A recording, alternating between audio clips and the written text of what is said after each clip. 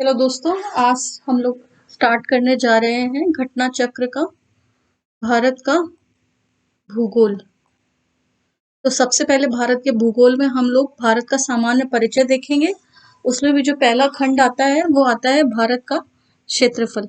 तो सबसे पहले घटना चक्र में जो शॉर्ट नोट्स दिए हुए हैं हम उन्हें एक एक करके डिस्कस करेंगे और उसके बाद हम लोग जो भी क्वेश्चंस दिए हुए हैं अलग अलग एग्जाम में अलग अलग परीक्षाओं में आए हुए उनको भी डिस्कस करेंगे। तो स्टार्ट करते हैं। सामान्य परिचय। भारत का क्षेत्रफल। भारत एशिया महाद्वीप में अवस्थित एक दक्षिण एशियाई देश है। अनियमित चतुष्कोणीय आकृति वाला यह देश हिंद महासागर के उत्तर में अवस्थित है। अनियमित चतुष्कोणीय आकृति मीन्स क्वाड्रेटल शेप है इस भारत का। अपने देश का जो शेप है वो क्वाड्रेटल है और ये देश जो है वो हिंद महासागर के उत्तर में अवस्थित है। अक्षांशीय विस्तार के दृष्टिकोण से भारत उत्तरी गोलार्ध तथा देशांतरी विस्तार से पूर्वी गोलार्ध में स्थित है। अर्थात अगर भारत के विस्तार की बात की जाए तो अक्षांशीय विस्तार इसका उत्तरी गोलार्ध में है, नॉर्थ रीजन में है, और देशांतरी विस्तार जो है वो पूर्वी गोलार्ध में है। इसीलिए जो भारत के हम लैटिट्यूड और लॉन्गिट्यूड लिखते हैं तो वो हम नॉर्थ और ईस्ट में लिखते हैं। ठीक है, तो अगर हमें एक साथ बताना होगा तो हम कहेंगे कि भारत उत्तरी पूर्वी गोलार्ध में अवस्थित है। भारत विश्व में क्षेत्रफल की दृष्टि से सातवां भारत विश्व में क्षेत्रफल की दृष्टि से सातवां तथा जनसंख्या की दृष्टि से दूसरा बड़ा देश है। तो जनसंख्या की दृष्टि से अगर हम बात करें तो पहला स्थान है चीन का और दूसरा स्थान है अपने देश भारत का। और अगर क्षेत्रफल की दृष्टि से बात करें तो विश्व का सबसे बड़ा देश जो है वो है रूस, उसके बाद कनाडा, उसके बाद संयुक्त राज्य America means USA, United states of America, फिर चाइना, देन ब्राजील और फिर ऑस्ट्रेलिया, और उसके बाद 7वें नंबर पे आता है अपना देश भारत।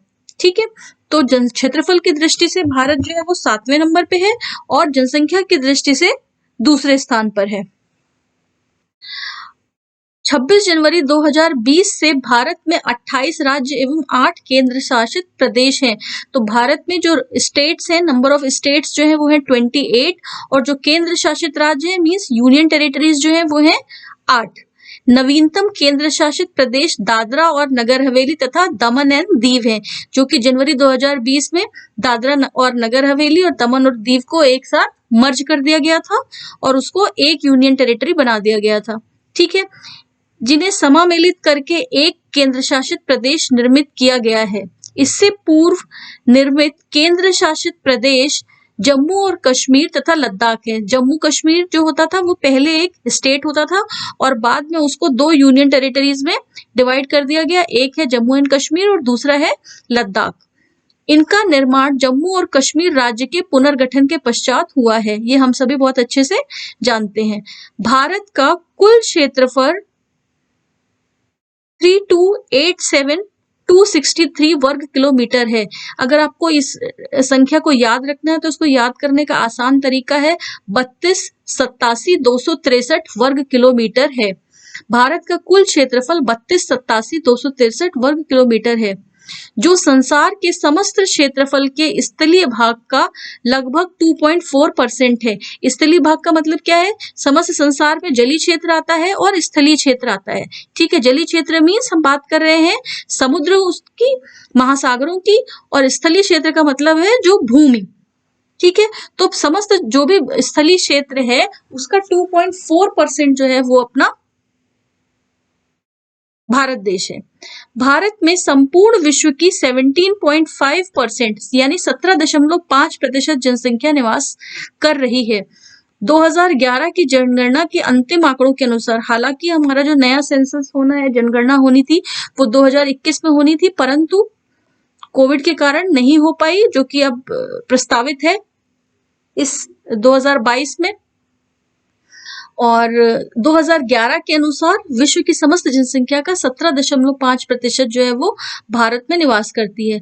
भारत के मुख्य भूमि का विस्तार उत्तर से दक्षिण 3214 किलोमीटर तथा पूर्व से पश्चिम विस्तार 2933 किलोमीटर है। उत्तर से दक्षिण की बात करें हम तो उत्तर दिशा में अगर हम जाएंगे, भारत के नक्शे को अगर देखें तो उत्तर से दक्षिण का, अब इसमें देख लेते हैं हम लोग, हमारे पास इसमें भारत का नक्शा होगा।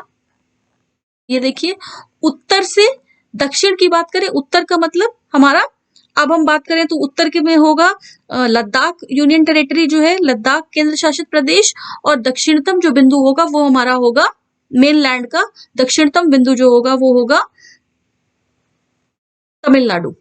ठीक है, दक्षिण बिंदु जो होगा वो होगा तमिलनाडु, और जो उत्तरी बिंदु है वो होगा जम्मू और कश्मीर। इसी तरीके से अगर हम पूर्व और पश्चिम की बात करें तो ये है पूर्व में जो सबसे पूर्वस्थ देश है, राज्य है भारत का, वो है अरुणाचल प्रदेश, और पश्चिम में आएगा अपना गुजरात।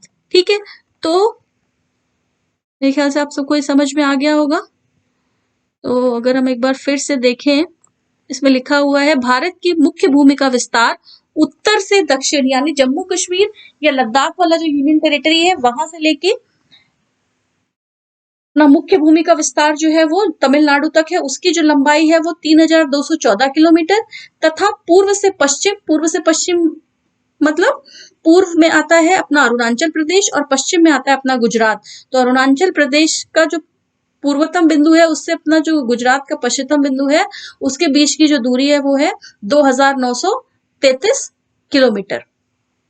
ठीक है, और भारत का कुल क्षेत्रफल मैंने बताया 32,87,263 वर्ग किलोमीटर में गैर कानूनी ढंग से पाकिस्तान के कब्जे वाला 78,114 वर्ग किलोमीटर का क्षेत्र, पाकिस्तान द्वारा गैर कानूनी ढंग से चीन को दिया गया 5,180 वर्ग किलोमीटर क्षेत्र तथा गैर कानूनी ढंग से चीन के कब्जे में आने वाला 37,555 वर्ग किलोमीटर का क्षेत्र शामिल है। ये कौन सा क्षेत्र है? जो 78,114 वाला क्षेत्र है, वर्ग किलोमीटर वाला क्षेत्र है जो पाकिस्तान के कब्जे में, जिसको हम कहते हैं POK, पाकिस्तान ऑक्यूपाइड कश्मीर, पाकिस्तान अधिग्रहित कश्मीर। ठीक है, और उसी में से ही कुछ हिस्सा जो है वो पाकिस्तान ने चाइना को दे रखा है, जिसका एरिया जो है वो 5,180 वर्ग किलोमीटर है।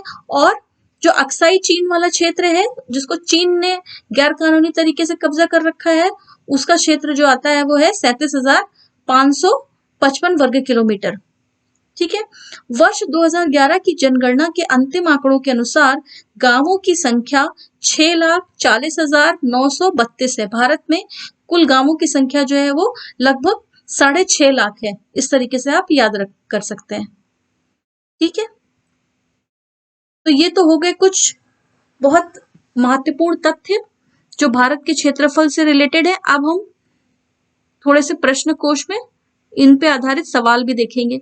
तो पहला जो सवाल है वो है, निम्नलिखित कथनों में से कौन से भारत के बारे में सही है? सही उत्तर के चयन हेतु अधोलिखित कूट का उपयोग कीजिए। तो पहला है, भारत का विश्व में 5वां स्थान है। अभी अभी हमने पढ़ा कि भारत का विश्व में दूसरा स्थान है जनसंख्या के हिसाब से और 7वां स्थान है क्षेत्रफल के हिसाब से। तो ये तो हमारा पॉइंट जो है वो गलत हो गया, पहला पॉइंट जो वो गलत हो गया। दूसरा पॉइंट कहता है यह स्थल मंडल के कुल क्षेत्रफल का 2.4% भाग अधिकृत किए हुए। ये पॉइंट एकदम सही है। हमने बताया कि जितना भी स्थलीय क्षेत्र है संसार में उसका 2.4% भाग जो है वो भारत द्वारा अधिकृत किया हुआ है। तो दूसरा पॉइंट जो है अपना वो करेक्ट है। तीसरा पॉइंट है, समूचा भारत उष्ण कटिबंध में स्थित है। तो समूचा भारत, ये आप आगे पढ़ाएंगे, हम डिस्कस करेंगे इसको। एक्चुअली जो समूचा भारत है वो उष्ण कटिबंध में नहीं आता है, तो ये तीसरा पॉइंट भी गलत है, इसको हम आगे डिस्कस करेंगे। चौथा पॉइंट कहता है 32 डिग्री 30 मिनट पूर्वी देशांतर का उपयोग भारतीय मानक समय को निर्धारित करने के लिए किया जाता है। ये पॉइंट जो है वो, ये वाला तीसरा पॉइंट गलत है। समूचा भारत है वो उष्ण कटिबंध में नहीं आता है। चौथा पॉइंट मगर जो है वो सत्य है, इसको आगे हम लोग पढ़ने वाले हैं। इसका मतलब है कि इसका दूसरा पॉइंट सही है और चौथा पॉइंट सही है, इसका मतलब इसका उत्तर हो गया डी। ठीक है, देखिए इसमें इसके महत्वपूर्ण तत्वों को बताया। हाँ, तो हम बात कर रहे थे कि जो संपूर्ण भारत का अक्षांशीय विस्तार है, संपूर्ण भारत मीन्स मेनलैंड और इंक्लूडिंग जो हमारे द्वीप हैं, अंडमान निकोबार और लक्षद्वीप।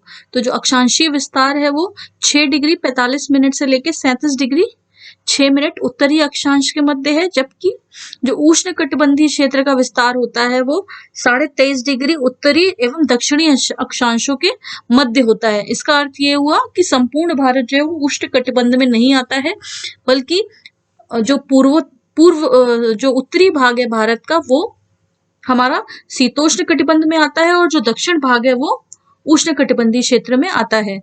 अर्थात कथन 1 और 3 जो है वो गलत है, जो हमने ये क्वेश्चन अभी डिस्कस किया उसमें। और दूसरा और चौथा जो है वो सत्य है कि भारत का स्थल मंडल के कुल क्षेत्रफल का 2.4% अधिकृत किए हुए है एवं जो 82.5 डिग्री पूर्वी देशांतर रेखा है वो भारतीय मानक समय निर्धारित करने के लिए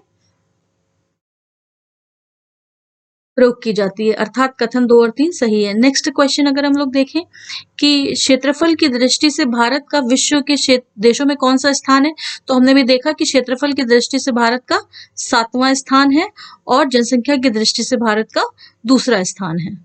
ठीक है, फिर जो नेक्स्ट क्वेश्चन है वो है भारतवर्ष आकार में विश्व का 7वां सबसे बड़ा देश है। ये भी हमें पता है 7वां सबसे बड़ा देश है। फोर्थ क्वेश्चन देखें अगर कि भारत का क्षेत्रफल संसार के क्षेत्रफल का 2.4% है, परंतु इसकी संपूर्ण मानव जाति का 16% जनसंख्या है, 17% जनसंख्या है, 18 है या 28 है। तो हमने पढ़ा था कि जो संपूर्ण जनसंख्या है वो भारत में पूरे संसार की 17.5% है, यानी कि हम कह सकते हैं कि पार्ट बी इज करेक्ट, 17.5%। ठीक है, भारतवर्ष में लगभग कितने गांव हैं? मैंने बताया कि लगभग 6.5 लाख गांव हैं, अर्थात 6,30,000। B is correct. निम्नलिखित जोड़ों में से कौन सा जोड़ा सही नहीं है? भारत का कुल क्षेत्रफल हमने बताया 32,87,263 वर्ग किलोमीटर। तो 32,87 का मतलब क्या हो गया? 3.28 मिलियन वर्ग किलोमीटर। तो पहला वाला पॉइंट जो है वो तो सही मैच्ड है। दूसरा है भारत का अक्षांशीय विस्तार 8 डिग्री 4 मिनट से लेकर 37 डिग्री 6 मिनट है, ये भी सही है। ठीक है, तीसरा पॉइंट है भारत का रेखांशीय विस्तार जो है वो 68 डिग्री 7 मिनट पूर्व से लेके 97 डिग्री 25 मिनट पूर्व है, ये भी सही है। ये पॉइंट भी सही है, ये आपको याद रखने पड़ेंगे। ये दोनों जो अक्षांशीय और देशांतरी विस्तार है ये आपको याद करने पड़ेंगे। भारत में राज्यों की संख्या अभी हमने डिस्कस किया कि भारत में 28 राज्य हैं एवं 8 केंद्र शासित प्रदेश हैं, अर्थात डी जो है वो रॉन्ग आंसर हो गया। ठीक है, इसी का ही यहाँ पे उन्होंने एक्सप्लेनेशन दिया हुआ है। नेक्स्ट क्वेश्चन में चलते हैं। भारत के निम्नलिखित कथनों में कौन सा असत्य है? भारत विश्व का 7वां सबसे बड़ा देश है, सत्य है कथन। भारत जनसंख्या की दृष्टि से विश्व में दूसरा राष्ट्र है, ये भी सत्य है। इसकी भूमि सीमा का विस्तार लगभग 15,200 किलोमीटर है। सर्वप्रथम सूर्योदय इसके मिजोरम राज्य में होता है। भारत की भूमि सीमा का जो विस्तार है वो लगभग 15,200 किलोमीटर है, ये भी सही है। लेकिन सर्वप्रथम सूर्योदय कहाँ होगा? जो सबसे पूर्व में होगा राज्य, और सबसे पूर्व में कौन सा राज्य है? अरुणाचल प्रदेश। अर्थात इसका जो है डी ऑप्शन वो रॉन्ग है, वो गलत है। ठीक है, अब पहले के सवालों में जो ऑप्शंस आ रहे थे उसमें अक्षांशीय और देशांतरी विस्तार की बात की गई थी। अब इस नेक्स्ट पार्ट में, सेकंड पार्ट में हम उसके बारे में विस्तृत चर्चा करेंगे। ठीक है, अक्षांशीय विस्तार की अगर हम बात करें तो भूपृष्ठ पर विषुवत रेखा से उत्तर या दक्षिण में स्थित किसी भी बिंदु की पृथ्वी के केंद्र से मापी गई कोणीय दूरी को अक्षांश कहा जाता है। विषुवत रेखा मतलब विषुवत रेखा या भूमध्य रेखा, जो कि हमारे पृथ्वी को 2 भागों में बांटती है, 0 डिग्री रेखा। ठीक है, यहाँ आप देख सकते हैं 0 डिग्री रेखा, तो उसके ऊपर जो होता है उसको हम उत्तरी गोलार्ध कहते हैं और उसके नीचे वाले भाग को हम दक्षिणी गोलार्ध कहते हैं। ठीक है, अब पृथ्वी के केंद्र से मापी गई कोणीय दूरी को ही अक्षांश कहा जाता है। ठीक है, इस भूमध्य रेखा से जो भी दूरी होती है उसी को हम अक्षांश कहते हैं। अक्षांश रेखाएं वे काल्पनिक रेखाएं होती हैं जो पृथ्वी के चारों ओर पूर्व से पश्चिम दिशा में विषुवत रेखा के समानांतर खींची जाती हैं। ठीक है, हमें पता है कि यह है पूर्व, यह है पश्चिम, यह है उत्तर और यह है दक्षिण। तो जो अक्षांशीय रेखाएं होती हैं, जो अक्षांश रेखाएं होती हैं, वो भूमध्य रेखा के समानांतर या पैरेलल होती हैं। ठीक है, जो 0 डिग्री रेखा होती है, विषुवत रेखा होती है, उसके जो पैरेलल लाइंस खींचते हैं हम पश्चिम से पूर्व की ओर या पूर्व से पश्चिम की ओर, उनको हम अक्षांश रेखाएं कहते हैं। ठीक है, अक्षांशों को अंशों, मिनटों एवं सेकंडों में दर्शाया जाता है। ठीक है, जो अंश मीन्स डिग्री, मिनट और सेकंड। पृथ्वी को 2 बराबर भागों में बांटने वाले 0 डिग्री अक्षांश को ही भूमध्य रेखा कहते हैं। ठीक है, जो 0 डिग्री रेखा होती है वो पृथ्वी को 2 बराबर भागों में बांटती है, उत्तरी गोलार्ध एवं दक्षिणी गोलार्ध। विषुवत वृत्त के उत्तरी भाग को उत्तरी गोलार्ध और दक्षिणी भाग को दक्षिणी गोलार्ध कहते हैं। भूमध्य रेखा के उत्तर में स्थित अक्षांश रेखाओं को उत्तरी अक्षांश रेखाएं और दक्षिणी गोलार्ध में स्थित रेखाओं को दक्षिणी अक्षांश रेखाएं कहते हैं। ये तो बिल्कुल नॉर्मल सी चीज है कि जो रेखाएं हमारी उत्तरी गोलार्ध में होंगी वो उत्तरी अक्षांश रेखाएं, जो दक्षिणी गोलार्ध में होंगी वो दक्षिणी अक्षांश रेखाएं। ठीक है, यदि अक्षांश रेखाओं को 1 डिग्री के अंतराल पे खींचा जाए, 0 डिग्री है भूमध्य रेखा, 1 डिग्री के अंतराल पे आप खींचे अगर, तो उत्तरी गोलार्ध में 89 या 89 अक्षांश रेखाएं और दक्षिणी गोलार्ध में भी 89 अक्षांश रेखाएं होंगी। इस प्रकार विषुवत वृत्त को लेकर अक्षांश रेखाओं की कुल संख्या 89, 89 प्लस 1, ये 1 कौन सा है? जो भूमध्य रेखा है, 0 डिग्री रेखा, भूमध्य रेखा। ठीक है, तो जो टोटल अक्षांश रेखाएं होंगी वो कितनी हो जाएंगी? 89 उत्तरी गोलार्ध की, 89 दक्षिणी गोलार्ध की और एक अपनी भूमध्य रेखा, तो टोटल हो जाएंगी 179। ठीक है, तो अगर आपसे प्रश्न पूछा जाता है कि विषुवत वृत्त को इंक्लूड करते हुए टोटल कितनी अक्षांश रेखाएं हैं, तो 179, और विषुवत वृत्त को इंक्लूड नहीं करना है तो 178। ठीक है, किन्हीं 2 समानांतर अक्षांश रेखाओं के मध्य की दूरी 111 किलोमीटर होती है। 2 अक्षांश रेखाओं, 2 समानांतर अक्षांश रेखाओं के बीच की दूरी 111 किलोमीटर होती है। ये सब बहुत इंपॉर्टेंट पॉइंट है आपके एग्जाम पॉइंट ऑफ व्यू से, तो ये सब आपको याद होने चाहिए। भूपृष्ठ पर उत्तरी ध्रुव एवं दक्षिणी ध्रुव को मिलाने वाली काल्पनिक रेखा जो पृथ्वी को 2 बराबर भागों में बांटती है को प्रधान यामनोत्तर रेखा या ग्रीनविच मीन टाइम कहा जाता है। ठीक है, अब हम, ये तो हो गई अक्षांश रेखा की बात, जो पूर्व से पश्चिम भूमध्य रेखा के समानांतर या पैरेलल होती है, वो तो हो गई मेरी अक्षांश रेखाएं। अब हम बात कर रहे हैं यामनोत्तर, ग्रीनविच प्रधान यामनोत्तर रेखा। ठीक है, जो 0 डिग्री देशांतर रेखा भी बोलते हैं इसको, 0 डिग्री देशांतर रेखा, ये जो आप देख रहे हैं डार्क लाइन पृथ्वी में। ठीक है, तो इसको बोलते हैं ग्रीनविच मीन टाइम, 0 डिग्री देशांतर रेखा। यह रेखा लंदन के ग्रीनविच शहर से गुजरती है, इसीलिए इसको ग्रीनविच मीन टाइम बोला जाता है। प्रधान यामनोत्तर रेखा को 0 डिग्री देशांतर भी कहते हैं। प्रधान यामनोत्तर रेखा को ही 0 डिग्री देशांतर रेखा भी कहा जाता है। प्रधान यामनोत्तर के पूर्व एवं पश्चिम में उत्तरी ध्रुव एवं दक्षिणी ध्रुव को मिलाने वाली काल्पनिक रेखाओं को देशांतर रेखा कहा जाता है। ठीक है, तो ये जो रेखाएं हैं जो उत्तरी ध्रुव एवं दक्षिणी ध्रुव को मिला रही हैं, समानांतर रेखाएं जो हैं, इनको हम देशांतर रेखा कहते हैं। ठीक है,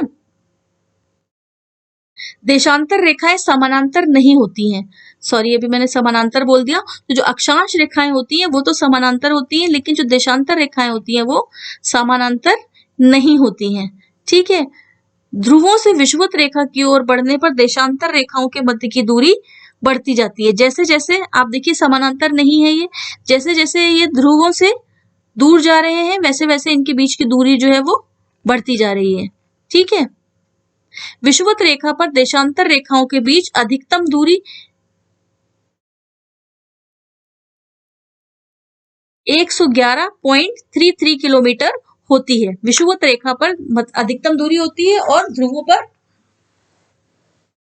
लगभग शून्य होती है, क्योंकि सारी देशांतर रेखाएं जाकर ध्रुवों पे मिल जाती हैं। आप देखिए कॉन्साइड करती हैं। ठीक है। भारत पूर्णतया उत्तरी गोलार्ध में स्थित है। संपूर्ण भारत का अक्षांशीय